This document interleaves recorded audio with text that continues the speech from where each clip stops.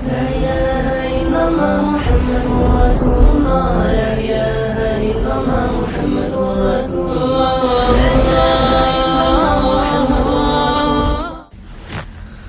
اللہ تعالیٰ اپنے فضل و کرم سے ایمان والوں کو جنتوں میں داخل فرمائیں گے بشرطے کہ دل میں ایمان ہو کسی درجے کا۔ بعض لوگ ایسے ہوں گے کہ جہنم میں جائیں گے، اپنی سزا بھگتیں گے، اور اس کے بعد پھر انہیں جنتوں میں داخل کیا جائے گا۔ جہنم کی سزائیں آسان نہیں ہیں، ان کو ہلکا نہ لو۔ اللہ سے دعا مانگا کرو کہ اللہ تعالیٰ جنت میں داخل فرمائے، جہنم کی ہوا بھی نہ لگے۔ بہرحال ایک حدیث آپ کے سامنے پیش کرتا ہوں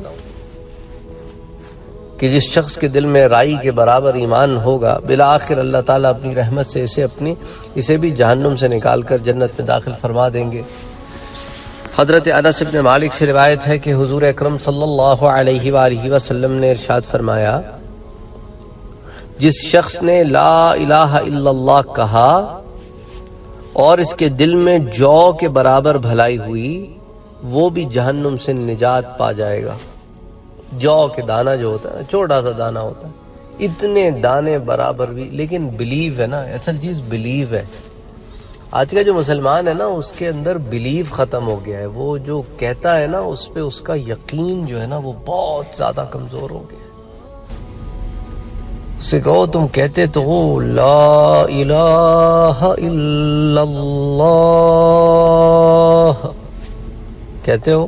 کہتے جی کہتے ہیں، بالکل کہتے ہیں۔ مانتے ہو؟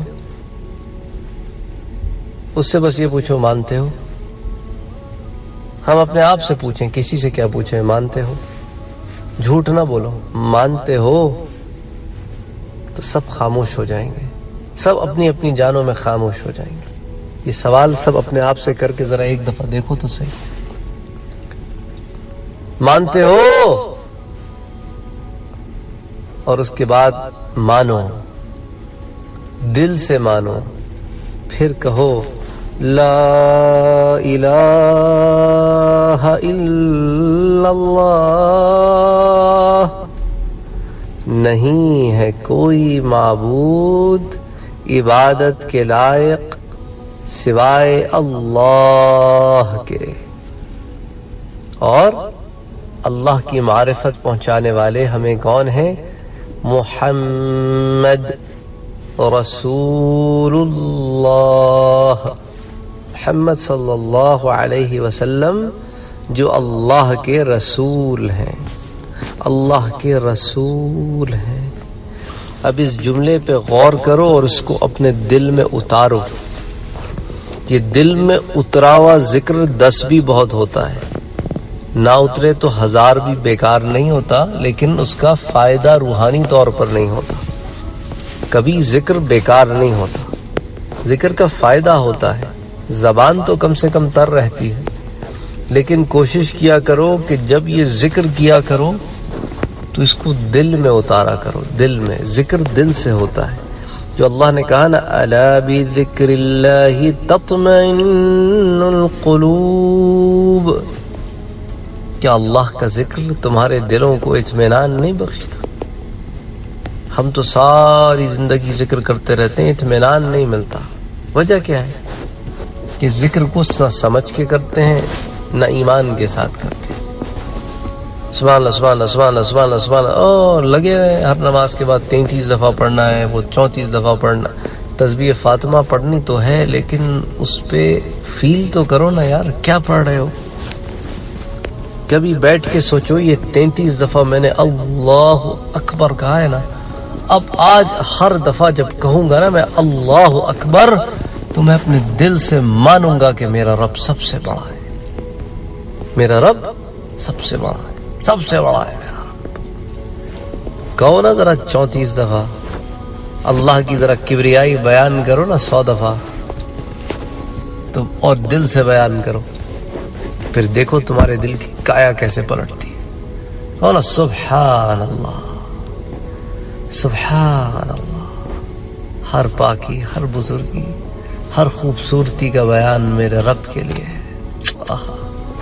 سبحان اللہ، پاک ہے وہ ذات، بلند بارا، بزرگ و برتر، سبحان اللہ. اور جب کہو نا الحمدللہ، شکر ہے میرے رب کا، سب تعریف ہے اسی کے لیے، سب تعریف ہے اسی کے لیے. ہم تو بے تعریف لوگ ہیں. ہماری حیثیت کیا ہے؟ ہم کیا ہے؟ ایک قطرہ اس سے پیدا ہوئے ہیں. ایک قطرہ کپڑوں پہ لگ جائے تو 3 دفعہ دھونے کا حکم اس قطرے سے بنا دیا اس پاک پروردگار نے، اور بہت اچھا احسن تقویم بنایا. ثم رددناه اسفل سافلین، پھر ہم اپنے حرکتوں کی وجہ سے گرتوں سے گرتے ہو گئے، لیکن اس نے تو ہمیں احسن تقویم بنایا. کبھی غور تو کرو نا اپنے اوپر، کبھی غور تو کرو اپنے اوپر. دیکھو نا، انگلیاں 5 ہیں، 4 انگلیاں 1 انگوٹھا 5. ان میں سے ایک زیادہ کم ہو جائے تو دقت ہو جاتی ہے. دل بنا دیا، تم پہ اٹینشن کرو یا نہ کرو وہ اپنا کام کرتا رہتا ہے. جلد بنا دی، اور جلد میں بھی لیئرز بنا دی. دماغ دے دیا تم. اللہ اکبر. یہ گھٹنوں میں تمہیں لبریکیشن دے دی اس نے. اتنا استعمال کرتے ہو اس کی لبریکیشن رہتی ہے. اللہ. آنکھیں دے دی ہیں بینائی، کان دے دیے سننے کے لیے، زبان دے دیے چکھنے کے لیے، ناک دے دیے سونگنے کے لیے. فَبِأَيِّ آلَاءِ رَبِّكُمَا تُكَذِّبَانِ، اپنے رب کی کون کون سی نعمتوں کو جھٹلاؤ گے؟ کون کون سی نعمتوں؟ فَأَيْنَ تَذْهَبُونَ، کدھر جا رہے ہو؟ سارعو، بھاگو دوڑو مغفرت کی طرف اپنے رب کی، وجنت، اس کی جنت کی طرف. اس کا عرض اتنا بڑا ہے، اس کی چوڑائی اتنی بڑی ہے کہ تم سوچ نہیں سکتے. تمہاری سوچوں سے بڑی اس کی چوڑائی ہے اس جنت کی. تم آؤ تو صحیح اس رب کی طرف، ایک دفعہ آؤ تو صحیح. تم آتے نہیں ہو نا، تم آتے نہیں ہو اس لیے جانتے نہیں ہو. تم آؤ تو صحیح، پھر کچھ اور نظر نہیں آئے گا تمہیں. اللہ اکبر، اللہ اکبر، اللہ اکبر. سورہ دہر پڑھی ہے کب؟ 29ویں بارے میں ہے. اللہ تعالیٰ اس کی آیت نمبر پہلی آیت میں فرماتے ہیں، کیا گزرا ہے انسان پر ایک ایسا بھی وقت، ایک ایسا بھی زمانہ. هل اتى على الانسان حين من الدهر، ایک زمانہ گزر گیا، لم يكن شيئا مذکورا، کوئی قابل ذکر چیز نہ تھا. اس کی ایک تفسیر ہے، تفسیر معرفت والی تفسیر ہے. اللہ اکبر. میں تو بہت چھوٹا آدمی ہوں، میں کیا بیان کروں گا اس کی تفسیر؟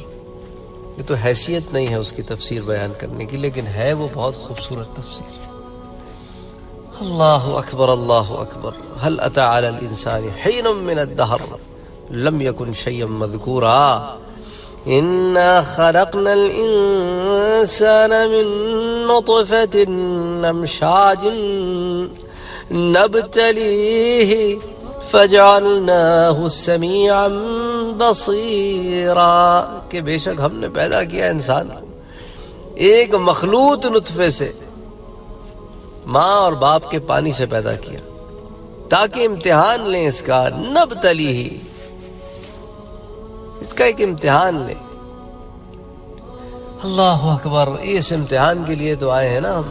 سورہ ملک میں اللہ تعالیٰ نے کیا فرمایا ہے کہ ہم نے موت اور حیات بنائی ہے. الذی خلق الموت والحیات لیبلوکم ایکم احسن عملا، کہ تم جب لوٹو تو تم میں سے اچھے عمل کر کے کون آیا ہے. اور عمل اچھے کی شرط کیا ہے؟ الذین آمنوا وعملوا الصالحات. پہلے ایمان لاؤ گے پھر عمل کرو گے تو پھر وہ عمل قبول ہوگا.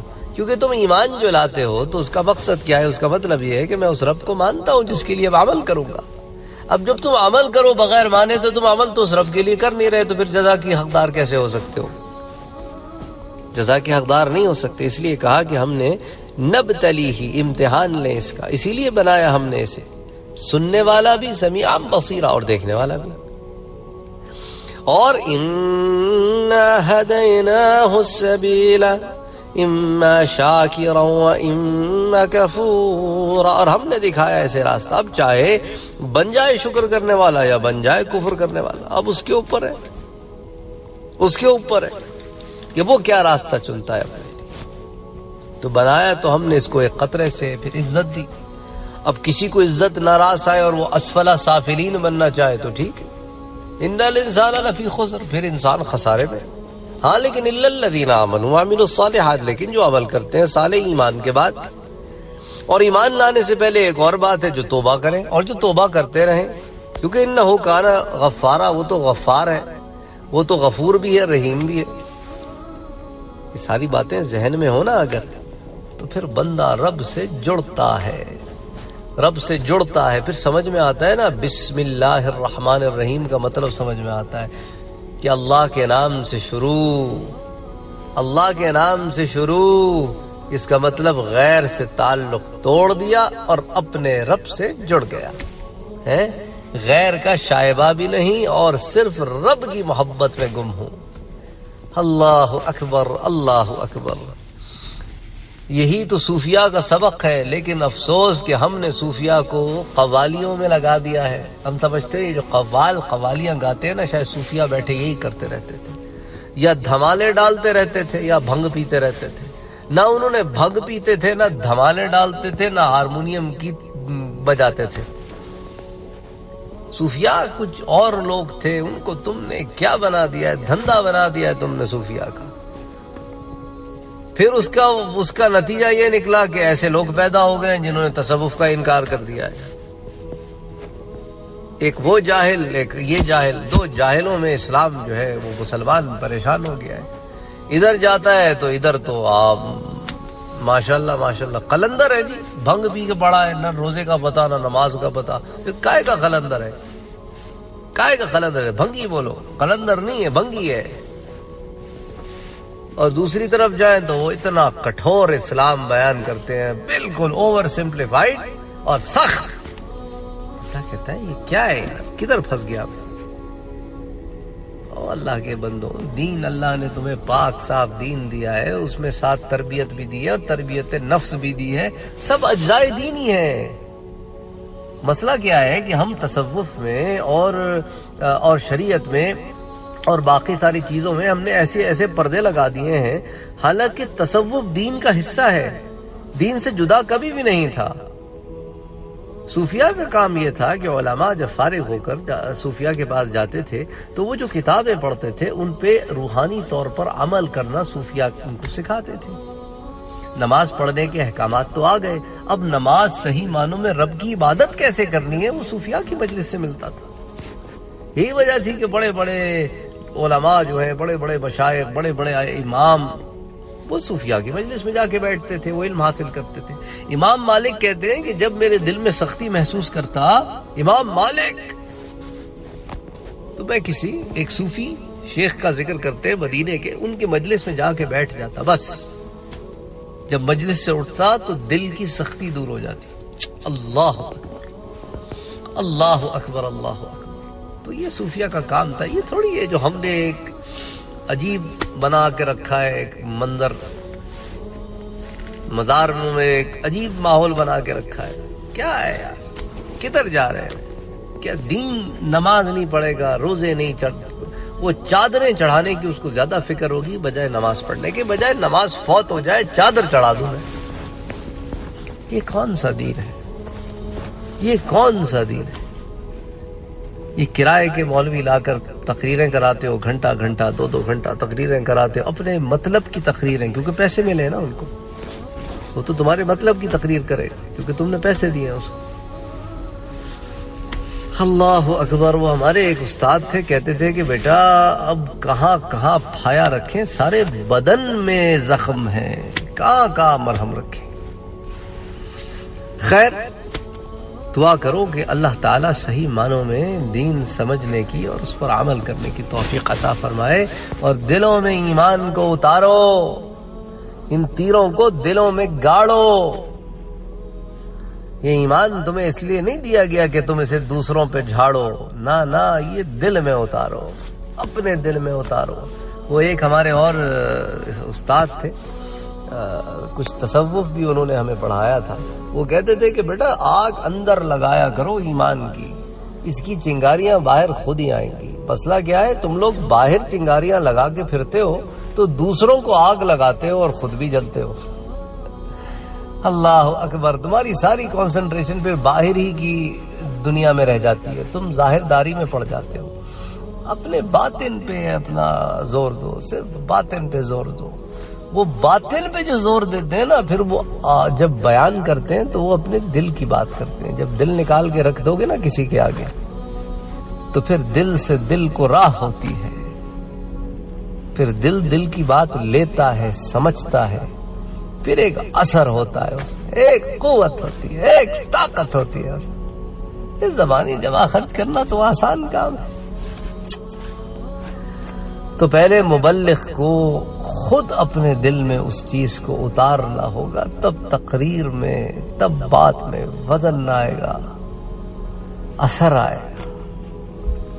ورنہ بات ہے، بڑے بڑے لوگ دیکھیں ہم نے، مفتیان کرام، بڑی بڑی کتابیں، بڑے بڑے ان کے تقریریں ہوتی تھیں ریفرنسز کے ساتھ، لیکن اثر نہیں کرتے تھے دل پہ، کیونکہ وہ بات ہوتی تھی۔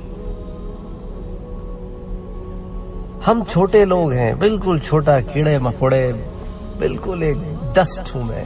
علماء تو بہت بڑی چیز ہوتے ہیں، بہت بڑی چیز ہوتے ہیں۔ میں تو شاید نرسری کے داخلے کے قابل بھی نہیں ہوں۔ وہی بات ہے، ایک بات ہے جو آپ تک پہنچا رہا ہوں، جو مجھ تک پہنچی ہے، اسی کو کہتے ہیں وما علینا الا البلاغ۔ آپ تک وہی پہنچایا جو ہم تک پہنچا۔ بہرحال، تو جس نے لا الہ الا اللہ کہا، حدیث میں آتا ہے، جس نے لا الہ الا اللہ کہا اور اس کے دل میں جو کے برابر بھلائی ہو، وہ جہنم سے نجات پائے گا اور جنت میں داخل ہو جائے گا۔ پھر اگلا درجہ، اور جس نے لا الہ الا اللہ کہا اور اس کے دل میں گھیوں برابر بھلائی ہوئی، وہ بھی جہنم سے نکل آئے گا، جنت میں داخل ہو جائے گا۔ پھر فرمایا کہ پھر جس نے لا الہ الا اللہ کہا اور اس کے دل میں ذرہ برابر، بالکل ایٹامک لیول جتنا بھی نا ایمان ہو، تو وہ بھی جہنم سے نکالا جائے گا، جنت میں داخل کیا جائے گا۔ اللہ اکبر۔ اب 3 چیزیں یہاں بیان کر دی ہیں۔ وَكَانَ فِي قَلْبِهِ مِنَ الْخَيْرِ مَا يَزَرُ شَعِيرَةٍ، ایک جگہ شعیرہ کا ذکر ہے، ایک جگہ برہ کا ذکر ہے، اور ایک جگہ ذرہ کا ذکر ہے۔ تو شعیرہ تو جو کا ہو گیا، برہ جو ہے وہ گھیوں کا ہو گیا، اور ذرہ جو ہے بالکل ایٹامک پارٹیکل، چھوٹا سا ذرہ جس کو کہتے ہو نا، بس۔ اس روایت کو امام مسلم نے روایت کیا ہے، اور دیکھیں امام مسلم اس روایت کو لائے ہیں تو کتاب الایمان میں لائے ہیں۔ اللہ اکبر، اللہ اکبر، اللہ اکبر، اللہ اکبر۔ اب یہ جو نکالے جائیں گے لوگ، اب ان میں پھر 2 کیٹیگریز ہیں۔ ایک وہ ہیں جو حضور صلی اللہ علیہ وآلہ وسلم کی شفاعت سے نکالے جائیں گے، اور آف کورس اللہ کے رحم سے ہی نکالے جائیں گے، لیکن حضور شفاعت فرمائیں گے۔ اور پھر ایک وقت آئے گا کہ اللہ تعالیٰ جو ہے وہ حضور صلی اللہ علیہ وآلہ وسلم کو کی شفاعت کے بغیر بھی لوگوں کو جنت سے، جہنم سے نکال کر جنت میں داخل کریں گے۔ تو شفاعت سے بھی جنت میں لوگ داخل ہوں گے، اور پھر بغیر شفاعت اللہ تعالیٰ کے رحم سے بھی لوگ جنت میں داخل۔